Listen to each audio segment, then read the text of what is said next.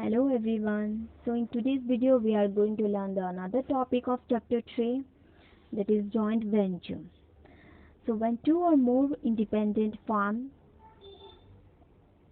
together establish a new enterprise by pooling their capital, technology and expertise, it is known as a joint venture. So it means when two or more firms join together to undertake some business, it is called a joint venture. And the firms may be from the same country or from the two different countries. Okay, and the firm joining together, they contribute capital and participate in the management, of the enterprise. So basically we can say that joint venture is a partnership between two firms.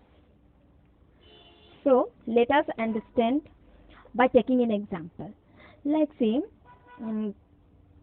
I think you all have heard the name of the Maruti Suzuki India Limited. Yes. So this Maruti company is of India and Suzuki company is of Japan. Okay. So they join together to form a Maruti Suzuki India Limited. Okay. But that means two brand of different countries, then they join together and establish a new brand. So one more example, like a Hero cycle. See, this is Hero Honda. Okay, then this Hero cycle is of India and Honda motor is of Japan. So they joined together and established Hero Honda. Okay, so there are many examples of that when two countries they join together and they establish a new company. So here it is given the benefits of joint venture. Number one is greater resources and capacities. In a joint venture, the resources and capacity of two or more firms are combined, which enables it to grow quickly and efficiently. That means when two or more firms join together, then they contribute towards capital also. Yes, and the joint venture can arrange more funds for the business, and the arrangement of debt funds will help in the growth of the quickly or efficiently of the business. Okay, the next is access to advanced technology. It provides access to advanced techniques of production which increases efficiency and then help in reduction in cost and improvement in quality of product. That means when India firms, it joined its hands with foreign companies and they are in the position to use advanced technology which is available with those companies. Yes. So it provides, suppose one company is a developed and other company is a underdeveloped country, and if that underdeveloped country join hands with the developed country, they can use the advanced technologies of the developed countries also, and they will get benefited from that, and it will help in the improvement of quality also, and also help in the reduction of cost. Then low cost of productions. Raw materials and labors are comparatively cheap in developing countries. So if one partner is from developing country, then they can be benefited by the low cost of the production.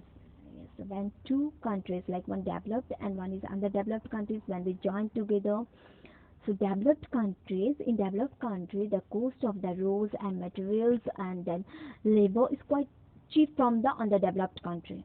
So that underdeveloped country, they get the benefited from of the developed country.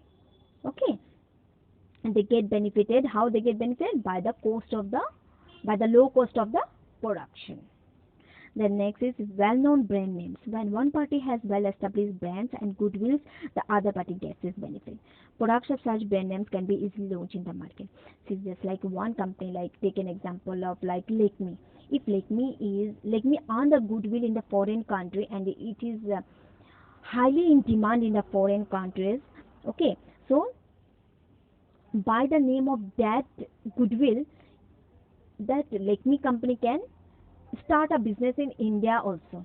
Okay, and by its brand name, it will be easy for the company to launch its product in the market. Okay, and from that India's companies is also get benefited. Next is innovation.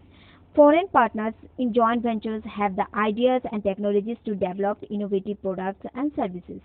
So they have an advantage in highly competitive and demanding market. Okay, like foreign countries, they are highly use the advanced technologies, and they're well established. Okay, or like they're the great ideas and technologies. Okay, so the other companies get the advantage of their name, fame, and the demands and the competitions from the market. Okay, then next we have drawback, or we can say disadvantages, then problems, limitations, okay, of the joint venture.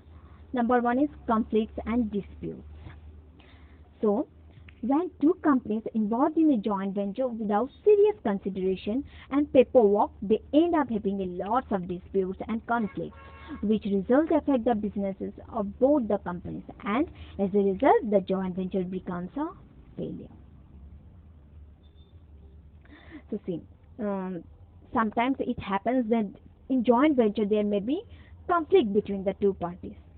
Okay, because they have their different culture, economic of two different countries. Okay, and sometimes also they don't do the some legal paperwork or serious consideration towards their business or company, so it's affect the company. Okay, and it results the sometimes it results the failures of the joint venture. Next is poor coordinations. When two companies get involved in a joint venture, then they also share their resources such as staff and equipment, etc. Different companies have different work culture management style, which lead to poor coordinations among the people of working together. So that means there may be a lack of coordination between the firms joining the venture. Okay, and like every party may be try to further its own interest, thus creating a problem of coordinations. Okay, they always think of themselves, so it's developed poor coordinations among themselves, and it leads to the failures of the company. Next is unclear business objectives. Sometimes the objectives of a joint venture are not discussed and communicated properly. So unclear objectives lead to an unsuccessful business venture. So sometimes it happens when two companies join, they sometimes they sometimes it happens that lack of proper coordinations or discuss or communications, okay, it leads to the and failure of the business, and their objectives, two companies, their objective is totally different because they were not discussed initially. Okay, and later when business started, it leads to the failure of the business. Next is unreliable partners. There are many chances when your partners don't as they have promised in the initial stage of the joint venture. In such a situation, rather than making a profit, you will end up getting a negative image of your company in the market. Means sometimes when two companies or two partners they join together, they have promised initially they have promised that they will continue the business properly, but afterwards, what happens after a situation arises, the people think of their own profit rather than the company's profit. They think of their own benefit. So it leads to the negative image. It brings a negative image among the partners, and it uh, creates a problem among the partners, and that also lead to the proper coordinations among the members, and it brings a negative image of the company. Next is flexibility can be restricted. There are times when flexibility is restricted in a joint venture. When that happens, participants have to focus on the joint venture and their individual business suffer in the process. So see, when two companies they join together, but they have their own individuals companies also, okay, and when they join together they have to give their 100% to their company, and it leads to the suffer of their individual business. Okay, because they are giving their whole focus to the joint venture, and it creates a problem in their individual business. So this is all about the drawback of joint venture. So next we have public-private partnership. This is the last topic of the chapter 3. So it means an enterprise in which a project or service is financed and operated through a partnership of government and private enterprise.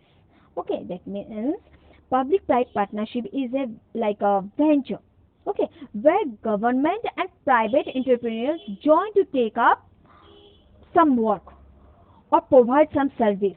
Okay, and it involves a contract between the public sector authority and the private party. So in which the private party provides a service or project, and like they assumes the substantial financial or technical operational risks in the project. Okay, so in certain types of public private partnership, contracts or the cost of using the service is borne by the users of the service, and still in other types capital investment is made by the private sector and the government providing agreed service, and the cost of providing the service is wholly or partially borne by the government. Okay, so here is the features of PPP. So public private partnership. Number 1 is sharing of revenue.